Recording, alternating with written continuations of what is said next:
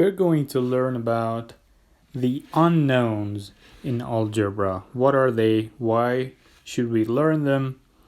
And how can we make them knowns? So sometimes in equations, for example, 1 plus 2 equals 3, as simple as that. Sometimes you notice that they hide one of these numbers. So imagine, for example, 2, consider 2 in here. If I write the same equation, only this time I write, instead of 2, I leave it as an empty box. So I have 1 plus blank equals 3, right? So that empty box now is a question mark. We don't know what it is. So I'm sure you have encountered problems that reads find x or solve for x or what is x. So instead of this question mark and a blank, sometimes they write just 1 plus x equals 3. So they hide a number, they hide a value, they make it an unknown. So right now x is unknown. We immediately do not know what x is. So right now you know x is 2. X can be replaced by 2 because first I wrote the original equation. So now you know x is 2. But what if you wouldn't know? So why you should care about this, why we do this? So it's like a puzzle. It's a puzzle when we don't know a value within an equation and we want to learn it. And sometimes it's a very realistic problem. For example, let's say you go shopping, you know the cost, so you want to pay by cash, you give a certain bill, you want to know how much the shopkeeper should return to you. Or you're driving, you want to know how fast you should drive so that you arrive at your destination at this exact time. So then there are some unknowns for you that with algebra we can make them known to us. Let's see an example. For example, you go shopping, the cost is $4. You give a $10 bill and you want to know how much you should get in return. So the return is unknown. Now instead of we show it as like a question mark or just a blank, people like to show it with an English letter like X. So now, from now on, we call the return that the shopkeeper have to give us, we call it X. That's how we show it. So, do you agree that the cost plus the return amount from the shopkeeper, this should equal 10, your $10 bill, right? So the cost, we know how much is. The cost is $4 plus the return, we call it X. So 4 plus X should equal 10. All right. Now, how do we solve it? How do we solve for X? Pay attention to this equation.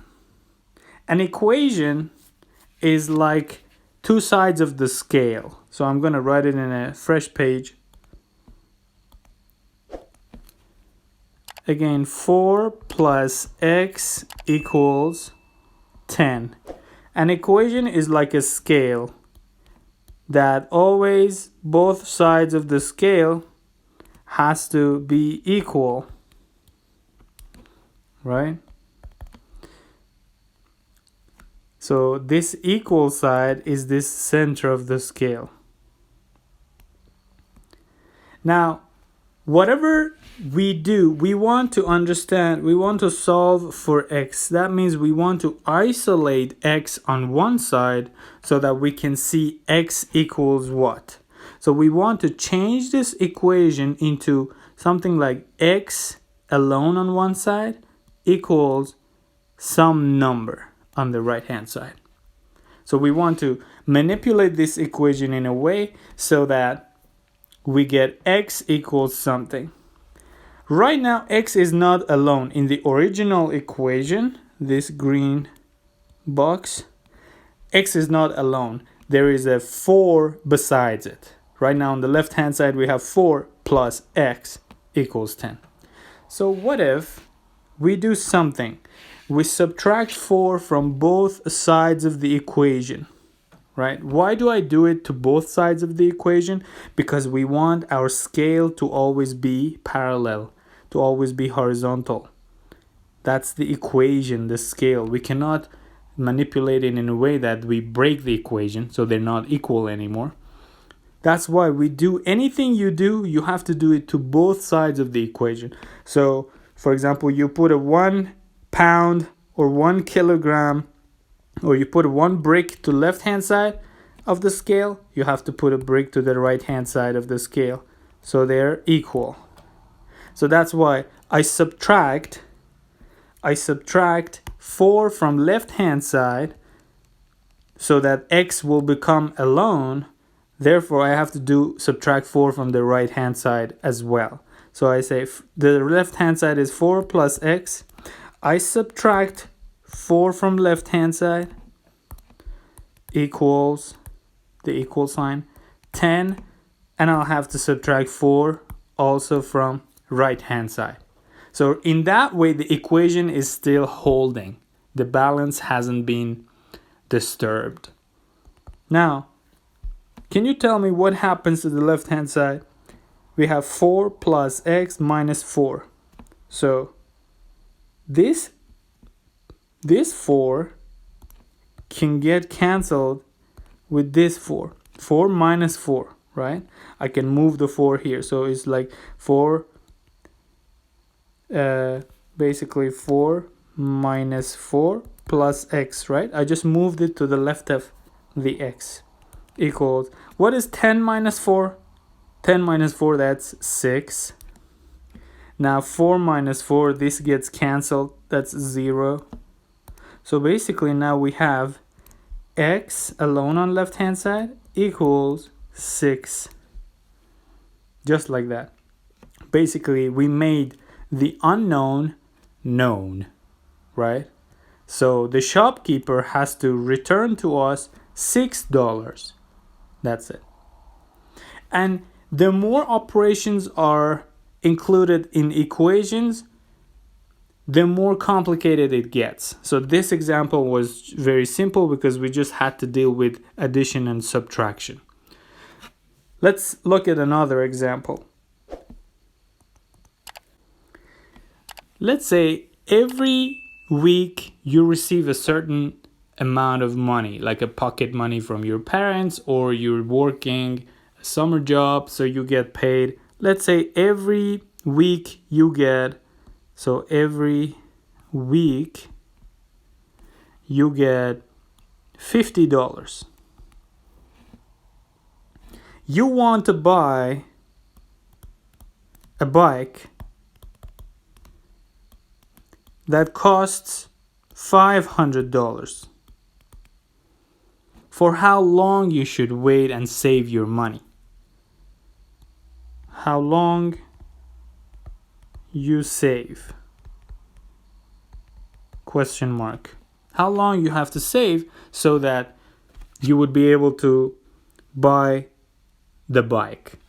So the unknown here is the how long you have to save your pocket money or your salary. So that's question mark, or it's more common we label it with the English letter I told you, usually X. So X is now the unknown, which is how long we have to save. You have to save. So suppose the amount of time that you have to save, amount of weeks, Let's say X is the number of weeks. So every week you get $50. Now suppose 2 weeks you get $100 and so on. But X weeks, so if you multiply X by 50, you know your total amount that you have saved. Now you want the total amount to be 500 so that you can buy that bike. So 500. So X times 50 must equal 500. That's X is the number of weeks that you have to save your money. We set up the equation, right? Now the unknown is X, the number of weeks you have to save your money.